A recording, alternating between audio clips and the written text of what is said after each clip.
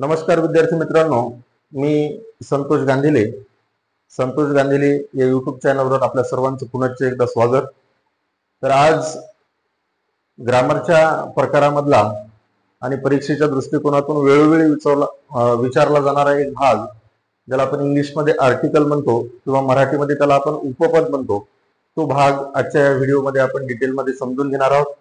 तर उपपद याचा जर मराठीमध्ये जर शब्दशः जर अर्थ घ्यायचा जर असला तर त्याचा अर्थ एक होतो. हे ए, एन आणि द हे जे तीन उपपद आहेत, या तीनही उपपदाचा अर्थ एक होतो. परंतु एक हा अर्थ तेव्हाच होतो जेव्हा त्यांचा उपयोग केलेला असतो. अन्यथा एक या अर्थानं जर समजा तुम्ही ए, एन आणि द याचा जर उपयोग करण्याचा जर प्रयत्न केला तर ते मात्र चुकीचं होईल. परंतु ज्यावेळेस एखाद्या वाक्यामध्ये किंवा विधानामध्ये ज्यावेळेस त्याचा उपपद म्हणून तुम्ही वापर करता त्यावेळेस मात्र त्याचा अर्थ काय निघत असतो, एक असा निघत असतो. तर ठीक आहे, आर्टिकल ज्याला मराठीमध्ये आपण उपपद म्हणतो. तर इंग्रजीमध्ये एकूण तीन उपपद आहेत. एक आहे ए, काही काही जण त्याला अ पण म्हणतील, दुसरं आहे एन आणि तिसरं आहे द. तर पहिले जे दोन उपपद आहेत ए आणि एन, याला इनडेफिनिट आर्टिकल म्हणतात. काय म्हणतात त्याला? Indefinite article. इनडेफिनिट आर्टिकल म्हणजे अनिश्चित उपपद. आणि तिसरं जे आर्टिकल आहे ज्याला आपण द म्हणतो, याला डेफिनेट आर्टिकल म्हणतात, म्हणजे याला निश्चित उपपद असं म्हणतात. आता उपपदाची सर्वसामान्य माहिती तर तुम्हाला अगोदरच असेल की इंग्रजीमध्ये असे तीन उपपद आहेत. परंतु उपपदाचा उपयोग करण्याच्या अगोदर काही कन्सेप्ट तुमच्या क्लिअर असणं आवश्यक आहे. आणि त्या जर कन्सेप्ट क्लिअर असतील तर आणि तरच तुम्ही उपपदाचा योग्य ठिकाणी किंवा योग्य वेळी त्या ठिकाणी चांगला तुम्ही उपयोग करू शकता. तर नेमक्या कुठल्या कन्सेप्ट येतात? तर पहिली कन्सेप्ट आहे कॉमन नाउन. बघा, आता आपण पार्ट ऑफ स्पीचच्या भागामध्ये आपण नाउन शिकलो होतो, पण नाउनचं डिटेलमध्ये आपण शिकलो नव्हतो. तर नाउनचं डिटेलमध्ये शिकत असताना किंवा नामाचं डिटेलमध्ये आपल्याला जर बघायचं असेल तर नामाचे जे वेगवेगळे प्रकार पडत असतात त्यातलाच एक प्रकार म्हणजे सामान्य नाम, ज्याला इंग्लिशमध्ये आपण काय म्हणतो, कॉमन नाउन. आता कॉमन नाउन म्हणजे काय की एकाच जातीचं प्रतिनिधित्व करणारा एखादा जर शब्द असेल किंवा सारखे जर गुणधर्म जर एखाद्या गोष्टीमध्ये जर दिसून आले तर त्यासाठी एक विशिष्ट नाव दिलं जातं, त्यालाच आपण कॉमन नाउन असं म्हणतो. आता उदाहरणार्थ बॉय. बॉय म्हटलं की काय होतं, आपल्याला एका विशिष्ट घडणीमधले किंवा रचनेमधले जे काही मुलं असतात त्यालाच आपण एक नवीन शब्द पडला त्याला आपण काय म्हणतो, बॉय. किंवा पक्षी, ज्याला दोन पंख असतात, दोन पाय असतात, जो उडू शकतो, अशा प्रकारातले सगळे जे काही प्राणी आहेत आपण त्याला काय म्हणतो असतो, पक्षी, किंवा इंग्लिशमध्ये त्याला काय म्हणतो आपण, बर्ड म्हणतो. आणि यालाच काय म्हणतात असतात, कॉमन नाउन. म्हणजे तुम्हाला जर उपपद जर शिकायचे असतील तर सगळ्यात महत्वाची गोष्ट म्हणजे तुम्हाला सामान्य नाम माहिती असणं आवश्यक आहे. त्यानंतर दुसरी गोष्ट सिंग्युलर. बघा, इंग्रजीमध्ये दोन वचन आहेत, एक सिंग्युलर आणि दुसरं प्लुरल, ज्याला मराठीमध्ये आपण एक वचन आणि अनेक वचन म्हणतो. म्हणजे तुम्हाला एक वचन आणि अनेक वचन याच्यातला फरक सुद्धा त्या ठिकाणी कळायला पाहिजे. त्यानंतर तिसरी जी गोष्ट आहे की ज्याला आपण काउंटेबल म्हणतो. काउंटेबल म्हणजे मोजता येण्यासारखे 1 2 3 4 5 असं ज्या पद्धतीने आपण मोजू शकतो त्याला काउंटेबल थिंग म्हणतात. आणि जे आपण 1 2 3 4 अशा पद्धतीने मोजू शकत नाही त्यालाच आपण अनकाउंटेबल थिंग असं म्हणत असतो. त्याच्यानंतर निश्चित माहिती झालेली नसावी. आता हा शब्द थोडासा तुम्हाला वेगळा असेल, निश्चित माहिती झालेली नसावी. आता उदाहरणार्थ ज्यावेळेस मी बॉय म्हणतो त्यावेळेस नक्की कोणाची तरी आकृती तुमच्या डोळ्यापुढे उभी राहील का? बिलकुल राहणार नाही. परंतु जर समजा मी नरेंद्र मोदी या पद्धतीचं विशिष्ट नाव जर समजा तुमच्या पुढे जर उच्चारलं किंवा मी छत्रपती शिवाजी महाराज जर म्हणलं तर आपल्या डोळ्यासमोर एक आकृती उभी राहते. परंतु राजा म्हटल्याच्या नंतर नेमकी कोणाची आकृती उभी राहते का? बिलकुल राहत नाही. तर अशाच पद्धतीनं निश्चित माहिती झालेली नसलेला शब्द त्यालाच आपण कॉमन नाउन असं सुद्धा म्हणू शकतो. त्याच्यानंतरच्या दोन महत्वाच्या गोष्टी, एक आहे ओवेल आणि दुसरा आहे कॉन्सोनंट. ओवेल म्हणजे स्वर आणि कॉन्सोनंट म्हणजे व्यंजन. बघा, इंग्लिशमध्ये एकूण टोटली 26 अल्फाबेट आहे. ए पासून झेड पर्यंत टोटल अल्फाबेट किती आहे? 26. या 26 अल्फाबेट पैकी 5 अल्फाबेट ए, ई, आय, ओ आणि यू. किती स्वर कुठले कुठले? ए, ई, आय, ओ आणि यू. हे जे 5 अल्फाबेट आहेत याला आपण इंग्लिशमध्ये ओवेल किंवा मराठीमध्ये स्वर म्हणतो. आणि उरलेले जे काही 21 आहेत त्या सर्वांना आपण काय म्हणतो, इंग्लिशमध्ये कॉन्सोनंट, मराठीमध्ये काय म्हणत असतात, व्यंजन म्हणत असतात. सर्वसामान्यपणे जर एवढ्या गोष्टीची जर तुम्हाला माहिती असेल तर निश्चितपणे तुम्ही काय करू शकता, या उपपदाचा योग्य प्रकारे उपयोग करू शकता. आता पहिले जे दोन उपपद आहेत ज्याला आपण इनडेफिनेट आर्टिकल म्हणतो, या इनडेफिनेट आर्टिकलचा उपयोग करण्यासाठी नियम जवळपास सारखेच येतात. फक्त एकच बदल आहे, तो बदल कुठला आहे तो शेवटी तुम्हाला लक्षात येईल. तर ए किंवा एन या उपपदाचा जर समजा तुम्हाला एखाद्या वाक्यामध्ये जर उपयोग करायचा असेल तर कुठले नियम महत्वाचे ते नियम लक्षात ठेवा. सगळ्यात महत्वाची गोष्ट ए किंवा अँड या दोन्हीपैकी कुठलंही जर उपपद वापरायचं जर असेल तर ते उपपद ज्याच्या अगोदर वापरायचंय ते नाम हे सामान्य नाम असलं पाहिजे किंवा इंग्लिशमध्ये त्याला आपण कॉमन नाम म्हणतो. म्हणजे ज्याच्या अगोदर उपपद वापरायचे ते सामान्य नाम असलं पाहिजे. नंबर 2 ची गोष्ट, नुसतं ते सामान्य नाम असून चालत नाही तर ते एक वचनी असलं पाहिजे.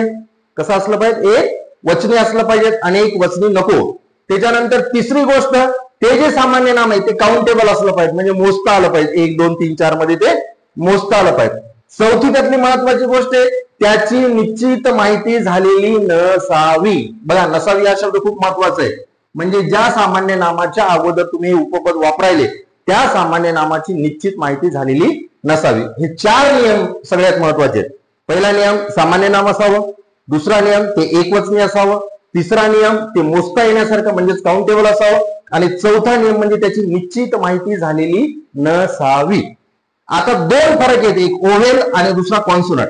जर समजा एखाद्या सामान्य नामाची सुरुवात हे ओव्हेल झाली असेल, म्हणजे जर स्वरानं झाली असेल, ए ई आय ओ यू यापैकी जर कशाने झाली असेल तर त्याच्या अगोदर ॲन वापरायचं. काय वापरायचं? त्याच्या अगोदर ॲन वापरायचं. परंतु जर समजा एखाद्या सामान्य नामाची सुरुवात ही जर कॉन्सोनंट किंवा व्यंजनानं जर झाली असेल तर अशा वेळेस मात्र काय वापरायचं? आपल्याला ए वापरायचं. म्हणजे स्वरानं जर सुरुवात झाली असेल तर काय वापरायचं? ॲन. आणि व्यंजनानं जर सुरुवात झाली असेल तर काय वापरायचं? ए वापरायचं. आता याचं एक एक्झाम्पल सांगतो तुम्हाला. समजा ऑरेंज, ORANGE. आता ऑरेंजच्या अगोदर ए वापरावं का ॲन वापरावं? बरोबर आहे. आता डेफिनेटली आपण ऑरेंजची सुरुवात कशाने झालेली? ओ न झालेली. इंग्रजीमध्ये एकूण 5 स्वर आहेत, AEIOU. आता ओ हा स्वरच आहे, म्हणजे डेफिनेटली आपल्याला त्याच्या अगोदर काय वापरावं लागेल? ॲन वापरावं लागेल. ओके. त्याच्यानंतर ऍपल आपल्याला वापरायचे, APPLE. आता ऍपल हा शब्द आहे, ऍपलची सुद्धा सुरुवात कशाने झालेली? ए न झालेली. म्हणजे साहजिकच इथं सुद्धा आपल्याला काय वापरावं लागेल? ॲन वापरावं लागेल. आता बॉय हा शब्द आहे, BOY, बॉय. आता मला सांगा, बॉय याची सुरुवात कशाने झालेली? बी न झालेली. म्हणजे बी हे काय? व्यंजन आहे. आणि व्यंजनानं जर सुरुवात झाली असेल सामान्य नामाची काय वापरतो आपण? ए वापरतो. आता हे आपले जे नियम येतात हे नियम आता इथं पडताळून बघू. आता बघा, आता बॉय, BOY, बॉय हे सामान्य नाम आहे. पहिला नियम काय सांगितला होता तुला? सामान्य नाम असलं पाहिजे. नंबर 2चं ते एकवचनी असलं पाहिजे. इथं बॉईज म्हटलंय का? मी मुळीच बॉईज म्हटलं नाही. काय म्हटलेलं मी या ठिकाणी? बॉय. म्हणजे दुसरा नियम सुद्धा इथं आपला परफेक्ट बसला. तिसरा नियम काय आहे? काउंटेबल. काउंटेबल म्हणजे मोजता येण्यासारखे. मुलं मोजता येतात, 1 मुलगा, 2 मुलगा, 3 मुलगा, अशा पद्धतीने ते काउंटेबल आहे. चौथा नियम काय? निश्चित माहिती झालेली नसावी. आता बॉय म्हणल्याच्या नंतर नेमका एखादा कुठलाही विशिष्ट मुलगा तुमच्या डोळ्यासमोर उभा राहील का? मुळीच राहणार नाही, कारण विशेष नाम नाही येते. हे काय? सामान्य नाम आहे. आणि सामान्य नाम ज्यावेळेस आपण वापरतो त्यावेळेस त्याची निश्चित माहिती झालेली नसते. आता नंतरचा नियम काय सांगितलं तुम्हाला? जर समजा सुरुवात स्वरानं झाली असेल तर ॲन वापरा, आणि व्यंजनानं जर झाली असेल तर काय वापरायचं? ए वापरायचं. इथं आता सुरुवात कशाने झालेली? व्यंजनानं झालेली, म्हणून मी काय वापरलं? ए वापरलं. परंतु इथं आणि इथं कशाने झाली होती? स्वरानं सुरुवात झाली होती, त्याच्यामुळे काय झालं? ॲन वापरलं. आता याला काही अपवाद सुद्धा आहेत. आता अपवाद कसे आहेत? एखाद्या वेळेस सुरुवात स्वरानं होते. सुरुवात कशाने होते? स्वरानं होते, मात्र तरी सुद्धा आपल्याला ए वापरावं लागतं. आता का वापरावं लागतं? बघा, आता युनिफॉर्म हा शब्द आहे, युनिफॉर्म, याचा आपण मराठीत उच्चार लिहितो. मराठीत उच्चार होतो याचा युनिफॉर्म. आता युनिफॉर्म हा शब्द जर बघितला मराठीतला आणि इंग्रजी मधला नीट व्यवस्थित बघा. आता इथे यू नावाच्या इंग्रजी मधल्या स्वराने याची सुरुवात झालेली आहे, बरोबर आहे. परंतु त्याचा उच्चार मात्र मराठीतल्या य नावाच्या व्यंजनावाने व्हायला. बघा, व्यवस्थित लक्षात द्यायला तुम्हाला. इथं काय झालेलं आहे? सुरुवात इंग्रजी मधल्या स्वरानं झालेली आहे, मात्र उच्चार मराठी मधल्या व्यंजनावाने व्हायला. म्हणून इथं मात्र आपल्याला ॲन वापरता येणार नाही. इथं काय वापरावं लागलं? आपल्याला युनिफॉर्म वापरावं लागलं. खाली बघा, आता MNA, member of legislative assembly, ज्याला आपण आमदार म्हणतो. ठीक आहे. आता इथं सुरुवात कशाने झालेली? एम म्हणजे व्यंजनाने झालेली, बरोबर आहे. पण याचा उच्चार काय होतो? MLA. ए नावाच्या मराठीतल्या स्वराने झालेली.